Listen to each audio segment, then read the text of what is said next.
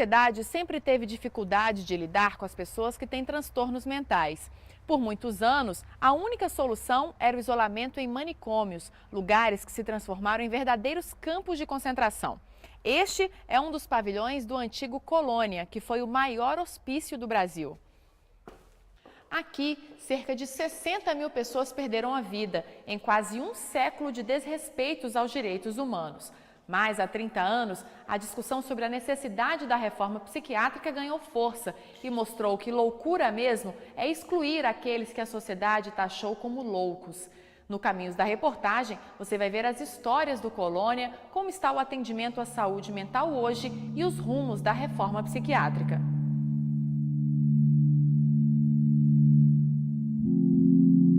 Era uma instituição que o objetivo dela não era curar as pessoas, porque de fato ninguém saía curado dali de dentro.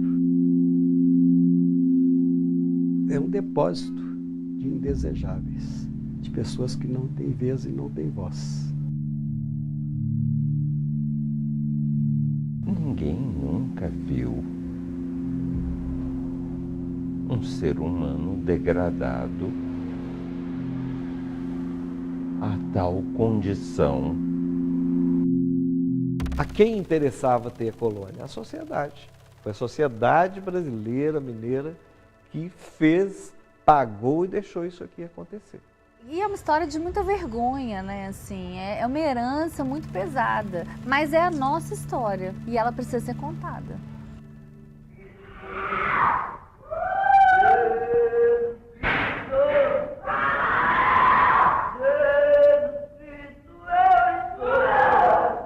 Essa história começa em 1903, no município de Barbacena, em Minas Gerais, com a internação do primeiro paciente no antigo Hospital Colônia. O número 1 é o Francisco Gonçalves Lamas, que é internado em Barbacena no dia 27 de dezembro de 1903, com 27 anos de idade. O diagnóstico dele é excitação maníaca.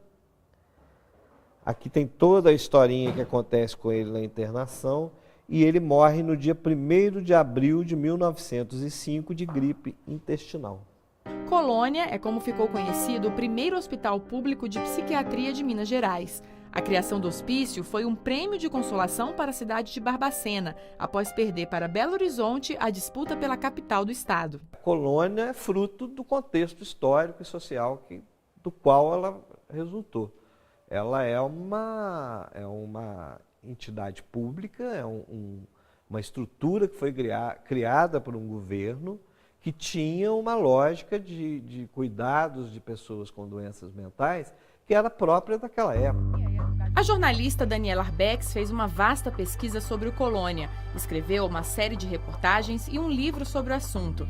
Ela descobriu que logo nos primeiros anos, o hospício já havia começado a virar um depósito de seres humanos. Eu fui buscar no Arquivo Público Mineiro a documentação de superlotação o primeiro registro de superlotação desde 1911 já havia registro de superlotação no hospital. Com o passar dos anos, a situação só piorou. Em 1960, num lugar projetado inicialmente para 200 pacientes, existiam 5.000. A superlotação do Colônia foi um dos problemas denunciados pelo jornalista Irã Firmino no final da década de 1970, em reportagens publicadas no jornal O Estado de Minas. Eu encontrei milhares de mulheres nuas lá, abandonadas, fazendo necessidade ao ar livre, com todo mundo, igual bicho mesmo. Entrou lá, só sai quando morre, né? Aqueles muros enormes, não tem como você fugir lá, né? Então, lá era um celeiro, então, de todo mundo que era doente mental, ou entre aspas, excluído da sociedade. Nos Porões da Loucura, o livro de Irã Firmino inspirou o cineasta Elvésio Raton, um dos poucos que conseguiu entrar no Colônia para fazer imagens do que acontecia por lá. O registro foi eternizado no filme Em Nome da Razão. Eu não sei te descrever assim, alguma coisa mais chocante daquilo. Toda a condição dali humana era chocante. Era algo muito forte. Eu me lembro até hoje, assim, claramente dos cheiros que a gente sentia lá. Assim, sabe?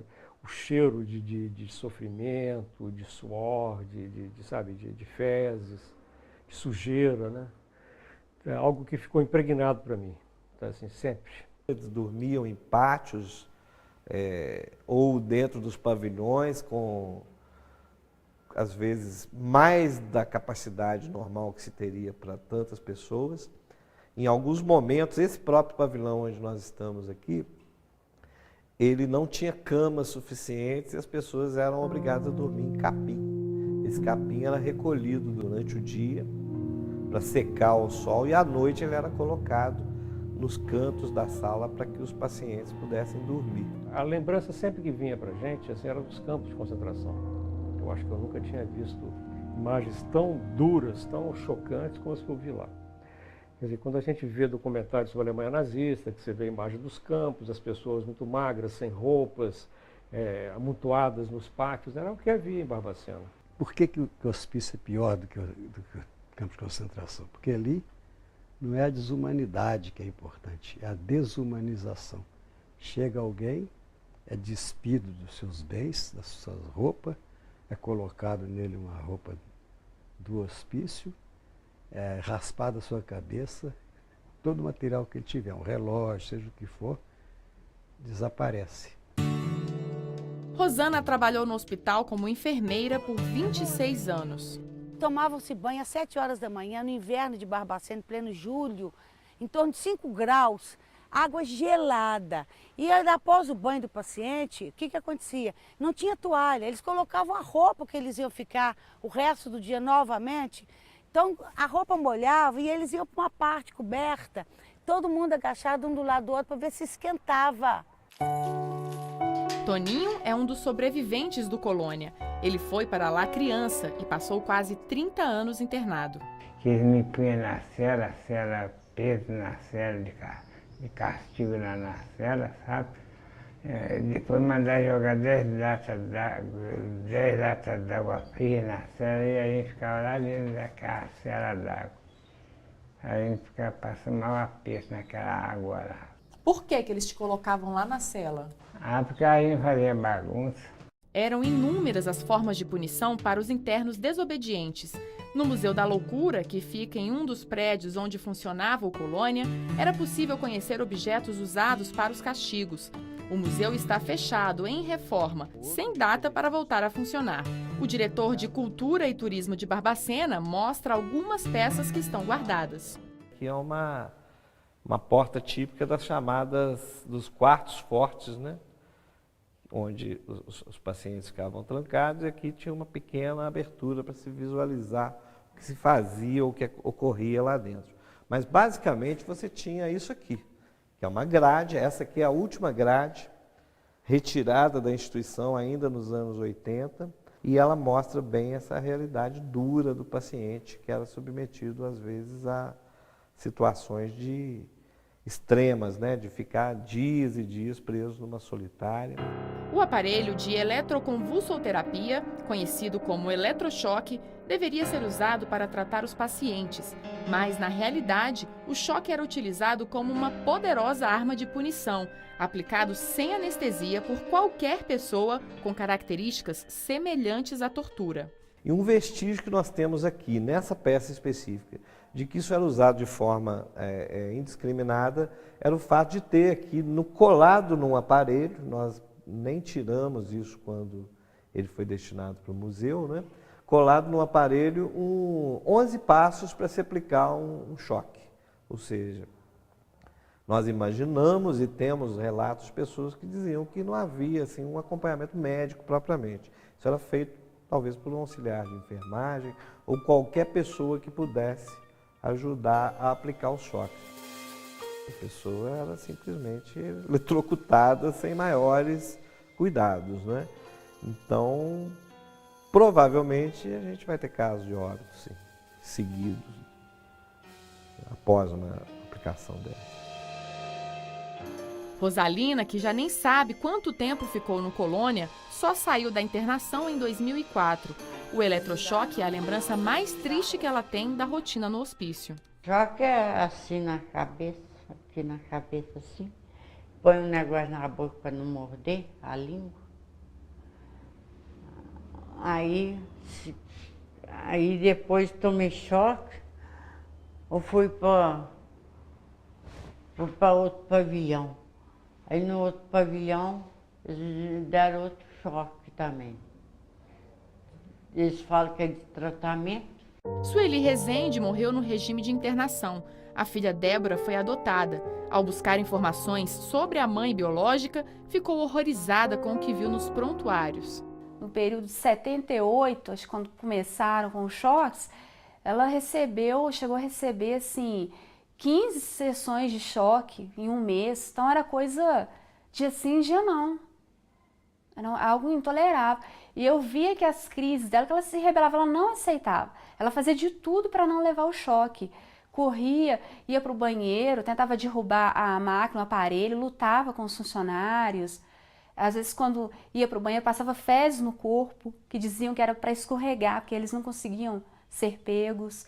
Muitas vezes, um paciente que tinha acabado de tomar eletrochoque naquela enfermaria gigantesca, ele já tinha acordado, ele ia ajudar a dar eletrochoque no outro lá na frente. Mas muitas vezes a energia elétrica era insuficiente para aguentar. Esses instrumentos cirúrgicos também fazem parte da história do Colônia.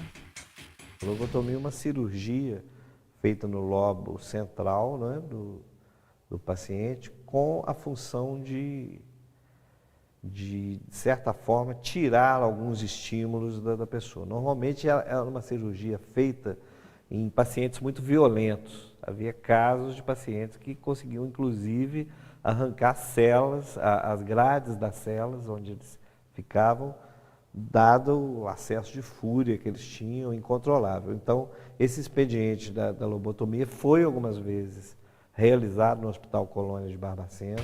O procedimento para conter a agressividade e os surtos, em vez de ajudar, fez muitos pacientes ficarem em estado vegetativo. A lobotomia tirava completamente as reações do paciente a ponto dele praticamente virar um zumbi, uma pessoa incapaz de qualquer reação após a cirurgia. No Colônia, a falta de qualificação profissional também era um problema. Maria da Consolação foi trabalhar como auxiliar sem nunca ter feito qualquer curso na área de saúde. No primeiro contato com os pacientes, tomou um susto. Minha chegada aqui foi assim. Encontramos com a enfermeira Rosana. Nós estávamos num grupo onde ela levou a gente para o pavilhão Afonso Pena. Simplesmente abriu o portão e deixou a gente dentro do pátio com mais ou menos uns 300 pacientes. Que nós nos agarramos uma na outra, tudo com medo, os pacientes tudo em cima. Eu nunca tinha entrado no hospital psiquiátrico, então assim, fiquei apavorada. Jurema virou enfermeira na prática, sem uma única aula de enfermagem. Quando eu cheguei aqui, eu era leiga, eu não sabia nada.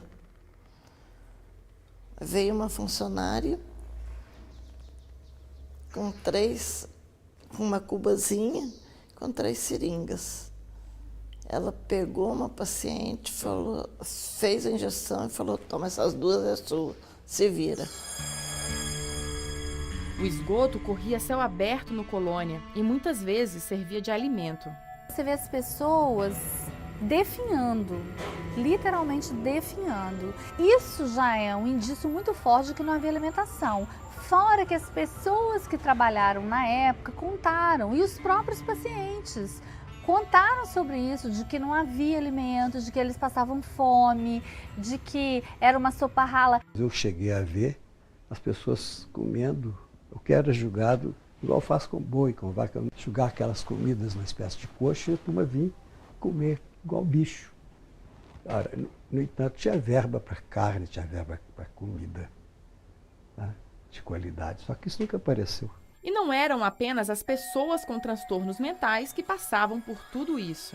A quantidade de gente nos dando recado: fala com fulano, procura fulano, não sei o quê, fala por favor, eu estou aqui, eu não tinha que estar aqui. Essas falas repetiam, sabe?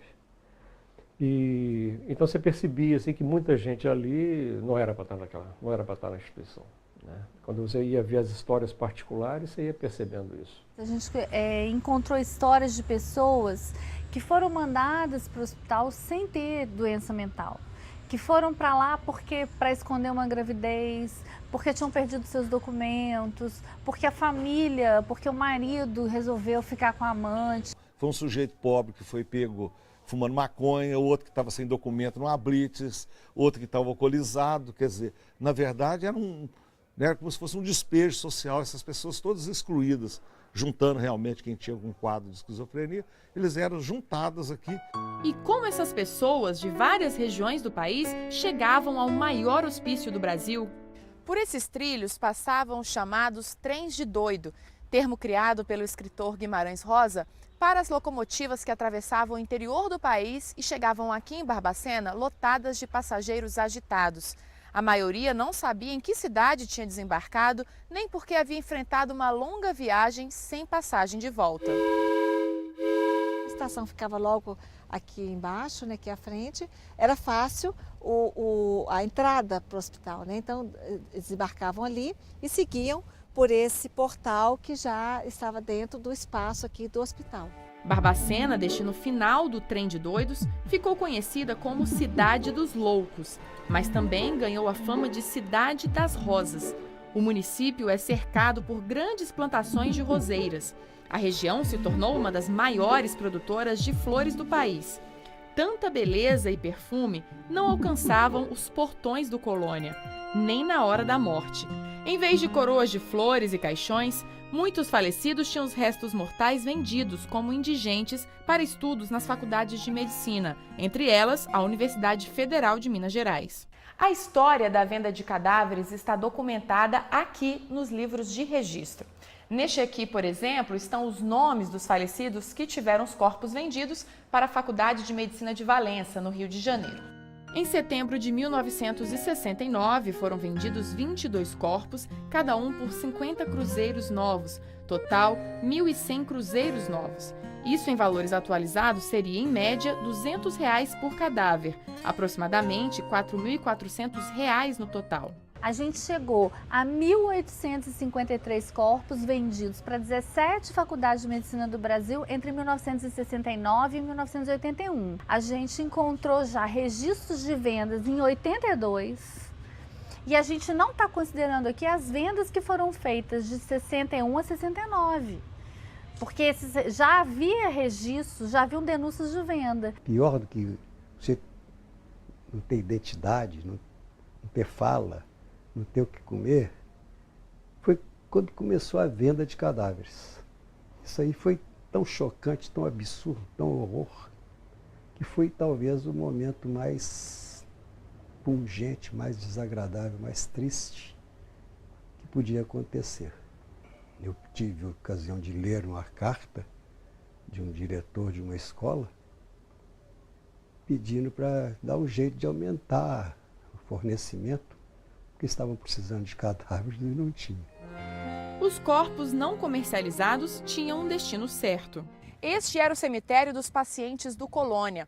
Aqui, muitos foram enterrados juntos em uma única cova, sem direito a caixão e longe do cemitério das pessoas ditas como normais. O local foi desativado há mais de 20 anos. Hoje está abandonado, com túmulos violados. Em 2007, a Prefeitura de Barbacena lançou um concurso para criar no local abandonado um Memorial das Rosas, unindo assim os dois símbolos da cidade, loucura e flores. O projeto vencedor propõe a revitalização do espaço e a criação de uma passarela suspensa no terreno para preservar o passado.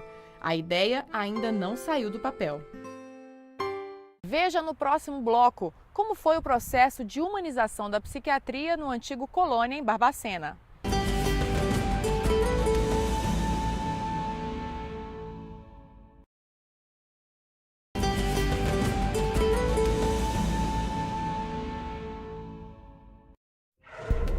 Fim dos anos 1970.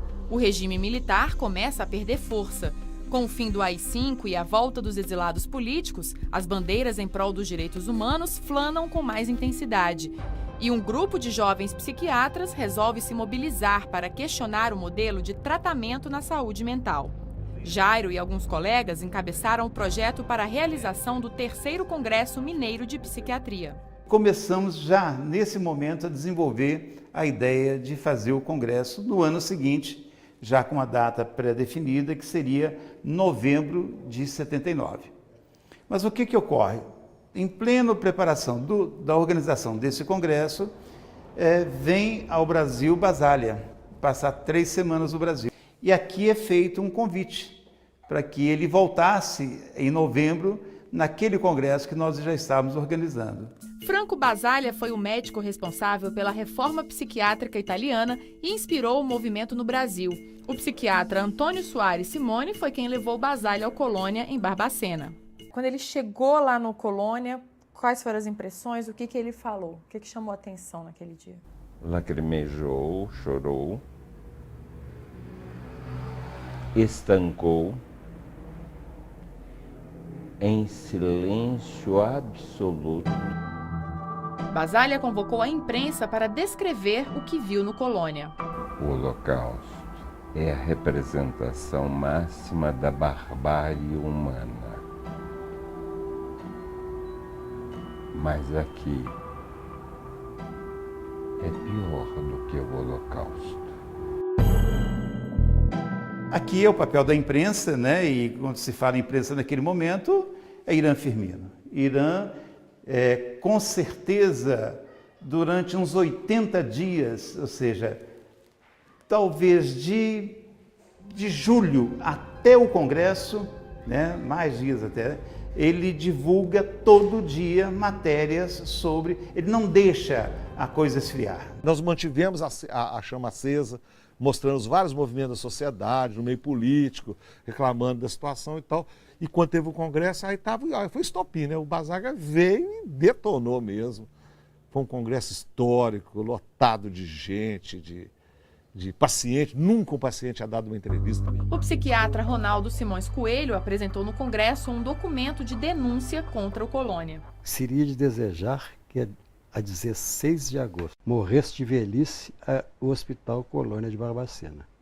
Octogenário, nascido por lei de 16 de agosto de 1900, morreria sem glórias.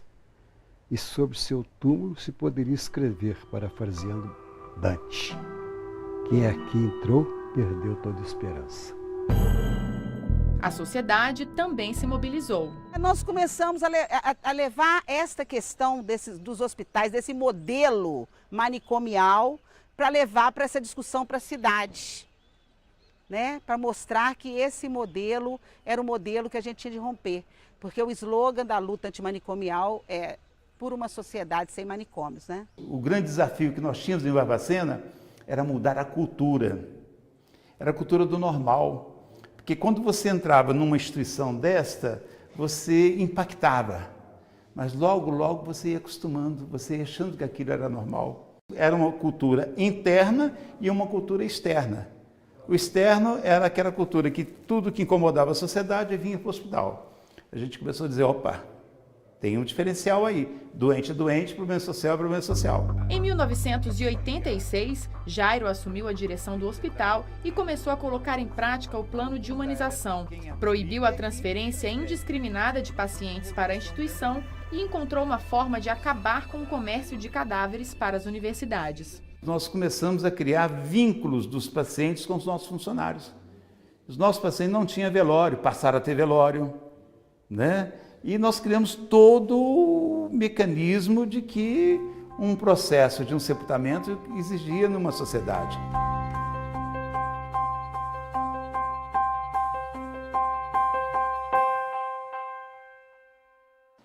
No alto da serra, na fria e bucólica Barbacena, aqui estão eles, a passear no quintal dos prédios onde funcionava o hospício.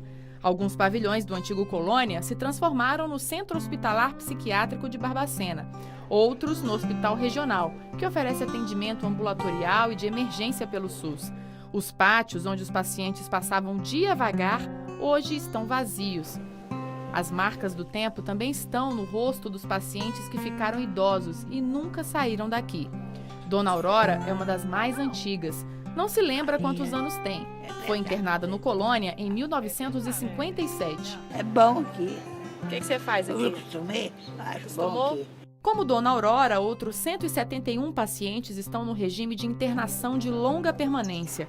Hoje, cada um desenvolve uma atividade.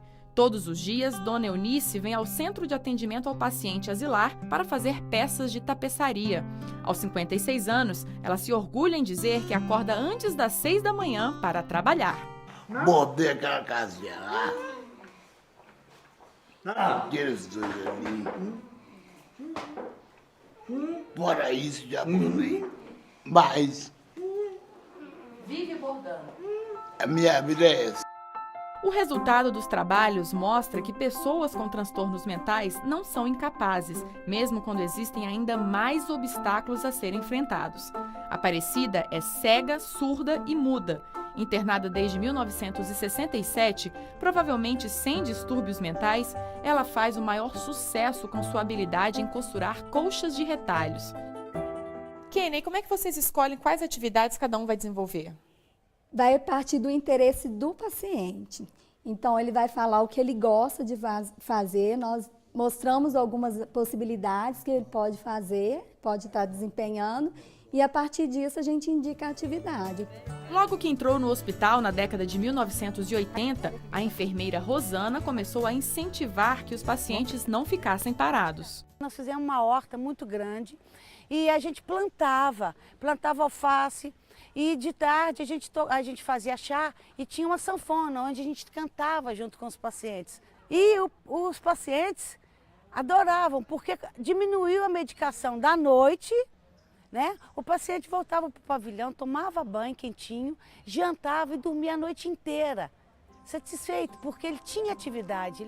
Roseli, que trabalha como enfermeira no hospital há 23 anos, acompanhou o processo de humanização do tratamento. Dentro do hospital, nós começamos realmente a pensar, construir uma nova prática, tirar desse modelo, que era um modelo coletivizado, né? As ações dos profissionais coletivizadas, né? O banho coletivo, não tinha uma individualização, uma preocupação com o gosto de cada um, né, com o potencial de cada um. Hoje quem vive nos pavilhões tem cama e armário. A maioria divide espaço com outros pacientes. Mas ao fim de um longo corredor, encontramos o quarto rosa da Lourença. Tudo aqui é do jeito que ela sonhou. Lourença apresenta um quadro estável de esquizofrenia e hoje vive melhor. Eu gosto muito de rosa. Quem também tem o próprio quarto é o Paulo. Uma vez Flamengo, sempre Flamengo. O flamenguista roxo se orgulha da decoração do quarto. Além de reunir objetos do time do coração, ele também gosta de assistir a programas de esporte na TV. Na parede, a foto dos primeiros anos no Colônia. Paulo chegou aqui em 1956, com 27 anos. Ele se faz muito entender pelo olhar, né? Ele tem um olhar muito expressivo, ele é muito alegre, ele é muito emotivo, sabe? Assim, quando você fala que vai sair, ele fica emocionado. O mês passado a gente fez o aniversário dele, ele fica emocionado também, chora com facilidade. Uma vez Flamengo, Flamengo até morrer. Em 1989, o hospital começou o projeto dos módulos residenciais. Com o formato de uma casa, o lugar recebe os pacientes que vão se preparar para finalmente sair do hospital. Nos 5 módulos, vivem hoje pouco mais de 100 pessoas. Os que estão aqui nos módulos são os pacientes que têm mais assim, facilidade da gente trabalhar com eles para uma possível possibilidade de ir para uma residência terapêutica. Essa preparação é saídas na rua para acostumar com a população, porque eles perderam esse vínculo, né, com a comunidade. Então a gente procura resgatar essa parte deles social. Donizete sai do hospital com acompanhamento para comprar os CDs e DVDs preferidos. Também gosta de dar umas voltinhas pela rua e ajudar o padre. Ele veio de Botelhos, Minas Gerais, em 1981. Foi trazido pela polícia após tirar a roupa em cima de um muro e começar a mexer com uma moça. O maior sonho é que alguém de Botelhos venha buscá-lo. As assistentes sociais do hospital não conseguiram localizar a família dele. Botelho, Botelho, Botelho, Botelho. Muitas dessas pessoas já têm condições de morar em residências terapêuticas. Mas afinal, o que falta para que possam sair da internação no hospital? O município de Barbacena e os outros municípios são responsáveis pelas residências terapêuticas. Então, para as pessoas saírem daqui, a gente precisa que o município tenha condições de recebê-las, ou as famílias. Recentemente, um dos módulos residenciais foi cercado por muros. Colocaram um murinho de tipo 1,5 m, 2 metros de cimento e acima grade, tela de arame. O que é o início disso? É o início do muro, né? Está voltando o muro de novo. Então eles sendo cercado de cimento e coisa, está reproduzindo o hospício de novo. Apesar da gente ter um muro, ele está dentro de uma área verde, que tem mais possibilidades. E o muro não impede que os pacientes, os moradores do módulo residencial 4, transitem pelas áreas ao redor do módulo residencial. Um lar em Belo Horizonte abriga pessoas e histórias da época dos manicômios. Aqui moram os meninos de Oliveira. Eles foram internados quando eram crianças em um hospital psiquiátrico infantil no município de Oliveira, Minas Gerais. A pouca idade não os livrou dos maus tratos.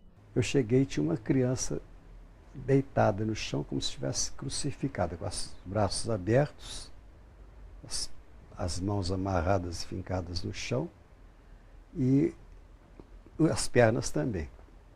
Eu me perguntei por que ele estava assim. Uma criança, que o solão enorme. E a resposta que me deram foi que ele era muito perigoso porque ele arrancava os olhos das outras crianças.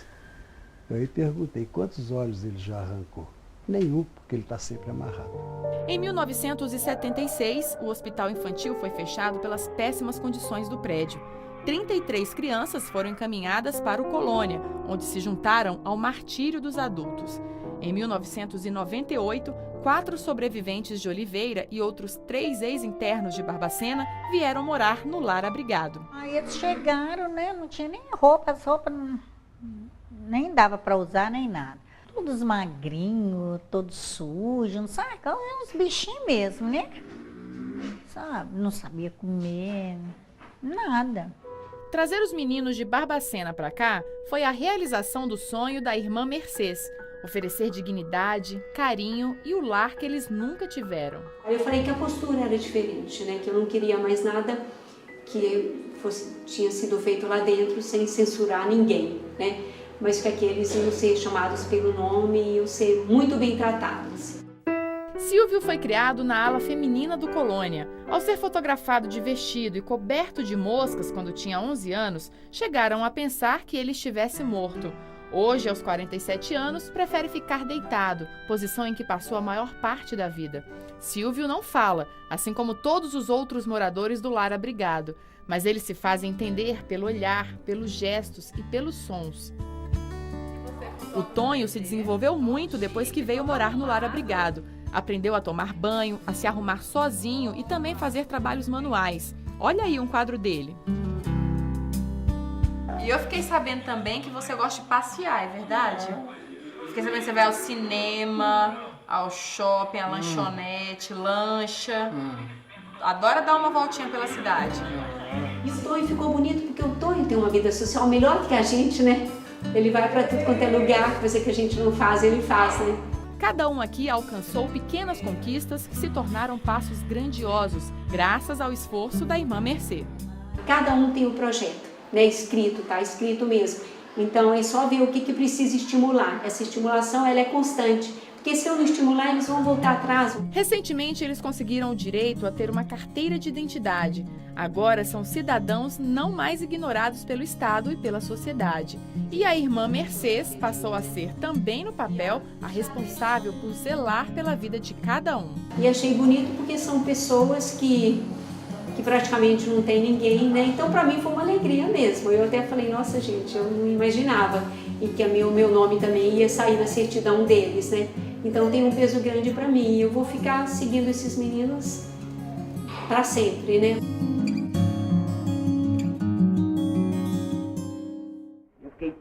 Uma das meninas de Oliveira fez história no Colônia. Sueli Rezende era famosa por responder com violência a toda a crueldade que sofria no hospício. Ela não respeitava a gente. Ela chegava mandando com palavras, com palavrões mesmo, te mandando mesmo. Para me atender, ela tem depressão. Mas depois eu aprendi a amar a Sueli, aprendi a ter o respeito da Sueli.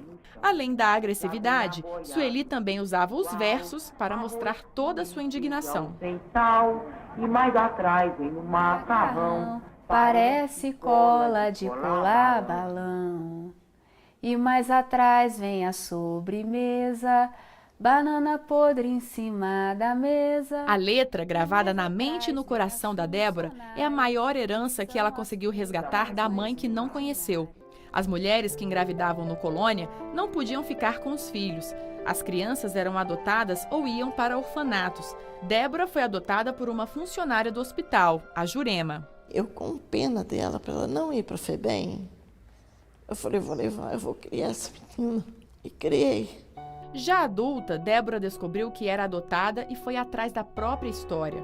Por meio de documentos e relatos de funcionários do antigo Colônia, ficou sabendo que sua mãe Sueli havia falecido 1 ano antes e desvendou histórias no hospital que a emocionaram. Sempre que tinha festinha lá, aí os funcionários levavam os filhos, familiares. Então ela via a criança, ela corria para abraçar. E num desses abraços, ela me abraçou, sem saber, eu tinha 7 anos. Aí uma funcionária que me contou. E ela ainda falou que eu devia ter a idade da menina dela. Agora Débora quer descobrir o paradeiro da irmã, a segunda filha que Sueli teve no hospital. Ela foi entregue para adoção. Eu só sei que ela nasceu no dia 15 de junho de 86, é 2 anos mais nova. E o nome que a minha mãe escolheu para ela foi Luzia Rezende. Mas devem ter trocado o nome. Débora guarda com muito carinho 1/3 que foi da mãe e a certeza de que foi amada por ela. As únicas lembranças que ela tinha era a cor de pele, que ela tinha uma filha morena e uma filha branquinha. E as datas de nascimento. Sempre que estava próxima, ela falava, em tal dia minha filha mais velha vai fazer tantos anos. Isso eu li nos prontuários, ela contando. Quando eu fiz 8 anos, que ela teve uma crise, que ela queria saber como era o rostinho da filha dela. Eu gostei muito de saber que ela foi uma personalidade forte lá dentro, que ela se defendeu. E que ela tinha orgulho também, né, de ter tido as 2 filhas.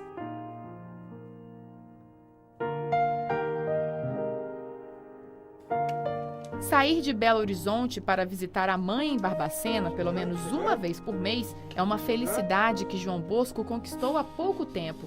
Os dois também foram vítimas da política de afastamento entre mães e filhos dentro do Colônia.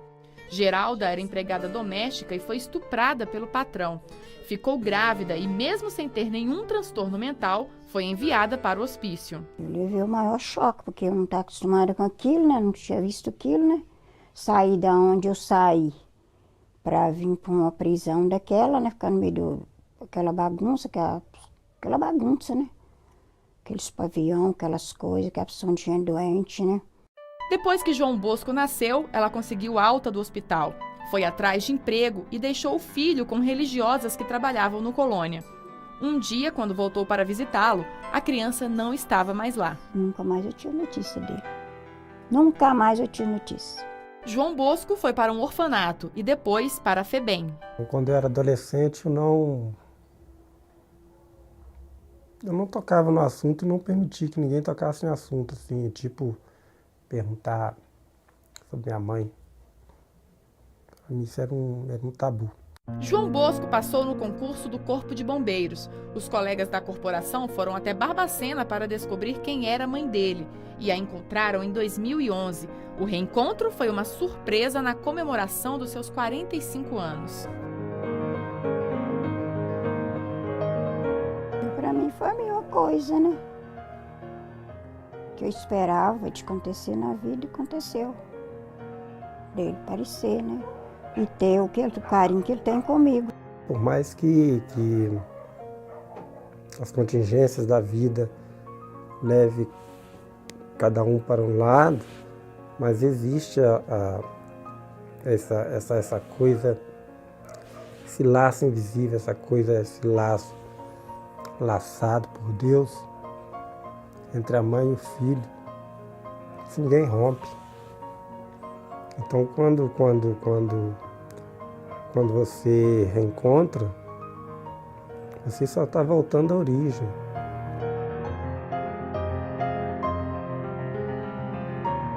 No próximo bloco, você vai ver como é a vida das pessoas que deixaram os hospitais psiquiátricos e hoje vivem em residências terapêuticas.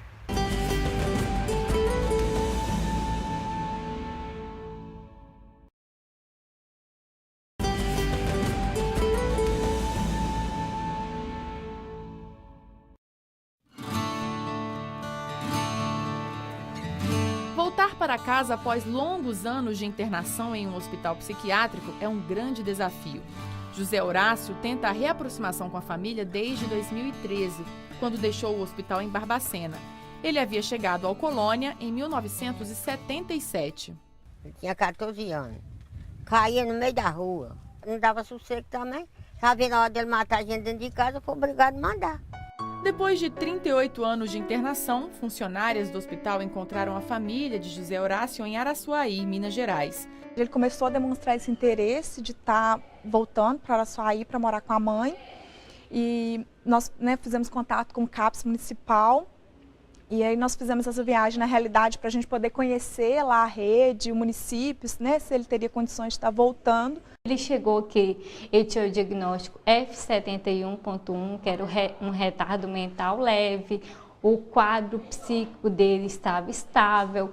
Ele morou com a família aproximadamente uns 2 meses, mas ele teve conflito familiar e após uma crise com a mãe, foi na verdade uma briga, né? Ele desestabilizou um pouco, ele chegou a agredir a mãe. Tem razão dele ter me estranhado, não foi criado mais eu. Foi criado, foi mais vezes lá. A mãe não conseguiu ficar com o filho e pediu ajuda à justiça.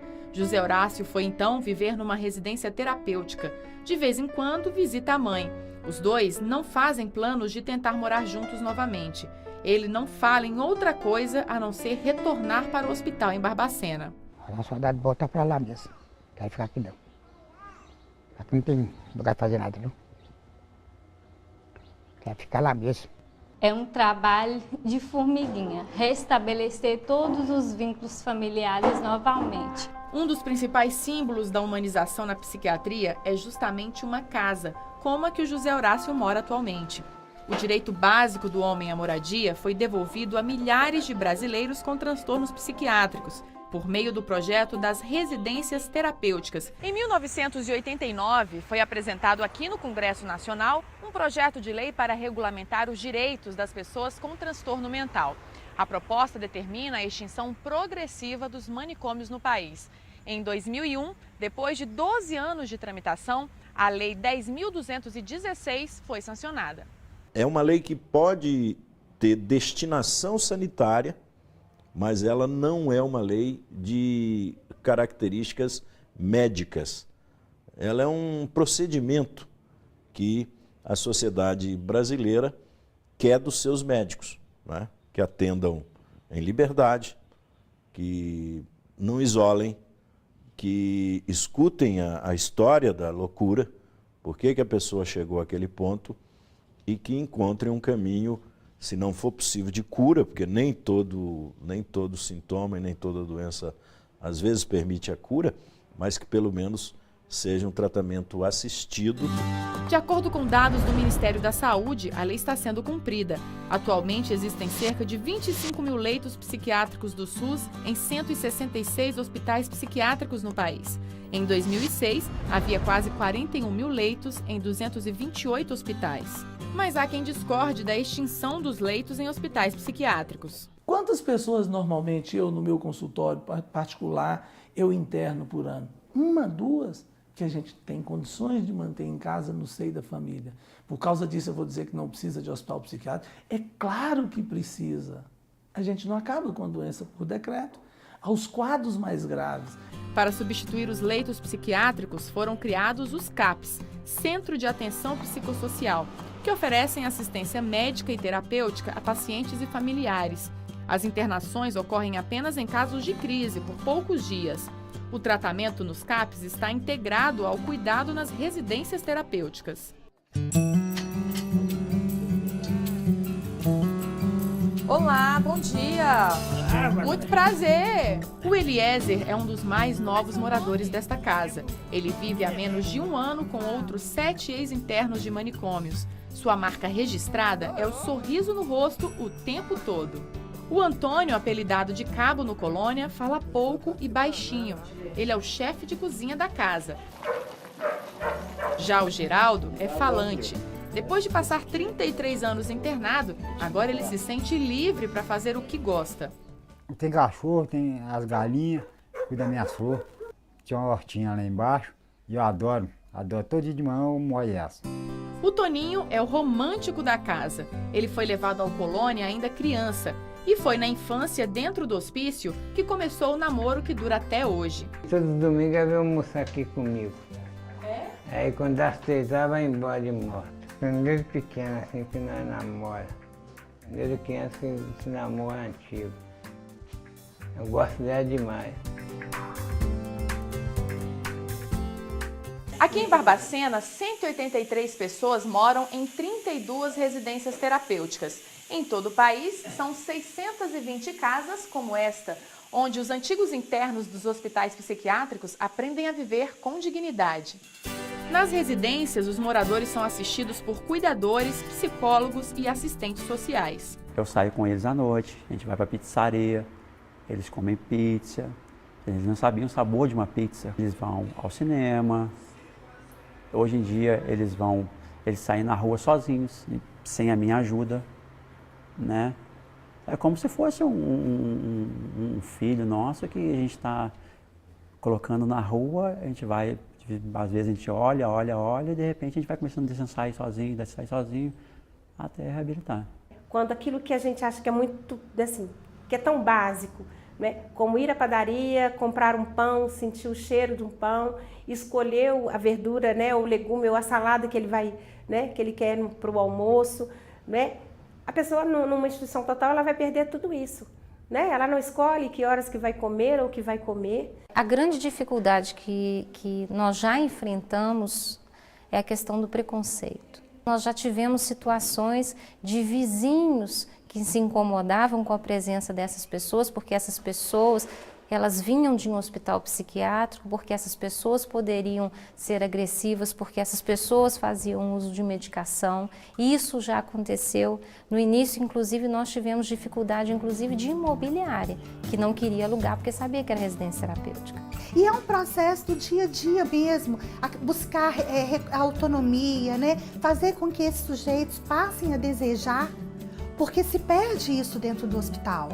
Né? No hospital, há uma hora, o Geraldinho fala muito bem disso, há uma hora para tudo. Então, aprender a acender a luz, aprender a dizer não, né? Ou aprender a falar o que eu quero, escolher.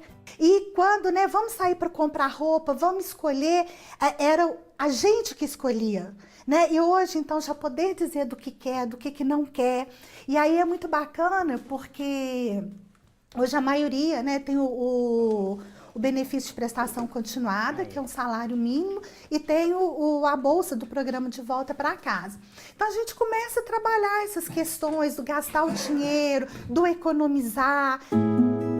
E é a autonomia uma das principais conquistas deste casal. Adelino, que sofre de epilepsia, e Nilta, que tem catatonia, se conheceram no Colônia. Eles se casaram, ganharam uma festa e conseguiram uma residência só para eles.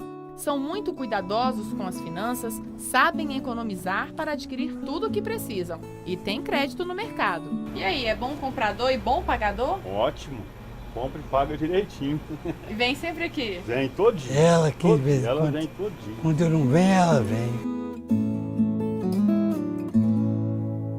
Outra história cheia de conquistas é a da Rosalina. Dona de uma felicidade que não cabe no peito, ela já realizou os 2 grandes sonhos de sua vida. O primeiro foi morar numa casa sem ter que dividi-la com um monte de gente, como acontece normalmente nas residências terapêuticas. Falei com ela, Tânia, eu quero morar sozinha. Aí ela falou, mas você sabe cozinhar? Vamos ensinar, vamos aprender primeiro. Pensa que nem ia conseguir ficar sozinha. Quem pensou? Você. Eu duvidei de você, Rosalina. Duvidou. Mas você mostrou que podia ir o contrário, né? Minha filha não duvidou de mim, não. Claro que não! Minha filha gostou. Ah, meu anjo. Tânia é a psicóloga que acompanha a Rosalina. Depois de conseguir viabilizar o sonho da casa, ainda faltava resolver a questão mais difícil. Rosalina teve uma filha no Colônia, que foi mandada para adoção. Sempre em maio, mês em que a menina nasceu, ela se isolava numa tristeza inconsolável. O desejo era saber notícias da filha. Ficava no meu quarto trancado. Por quê? Casa perto. Caso não via ela. No ano passado, Tânia descobriu que a filha de Rosalina, já adolescente, estava à procura da mãe biológica. Depois de muitas conversas com a jovem, com os pais adotivos e com a Rosalina, Tânia promoveu o encontro tão esperado. A filha vem e traz as fotos para mostrar sua infância, como que foi uma infância que a Rosalina não participou de nada. Então elas trocam essa informação. Rosalina conta como foi a vida dela e a filha contando como que a vida dela também aconteceu. Eu fiquei assim, próximo ela, assim, quando ela foi embora. Mas eles não tinham falado comigo que era ela ainda, não. Aí ela me abraçou assim, aí eu senti que era ela. Abracei ela, gracinha. Ela é bonita? Hoje elas mesmas já marcam encontro, saem, a família que a adotou convida a Rosalina para poder estar indo lá na casa, passar o dia das mães, passar o dia do aniversário juntas. O dia do aniversário da Rosalina, ela vem aqui passar o dia com ela. E você gosta quando ela vem aqui te ver? Gosta? Rosalina se libertou de todas as injustiças que por décadas aprisionaram os supostos loucos. As atrocidades cometidas para isolar os transtornos mentais e sociais mostraram que insana é a sociedade ao dilacerar tudo o que é diferente do padrão. Que a loucura é achar que é possível ter padrão, normalidade, regras muito rígidas. Tem uma questão que o Brasil tem que entender. O tratamento em liberdade é um direito e é uma conquista sem volta. Nós vamos ter que aprender a lidar com isso.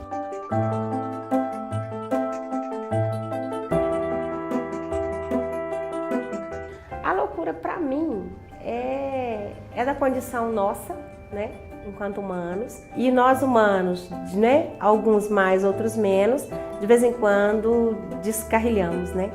As coisas se desorganizam. A gente aprende a liberdade com a própria loucura. A vida é boa demais.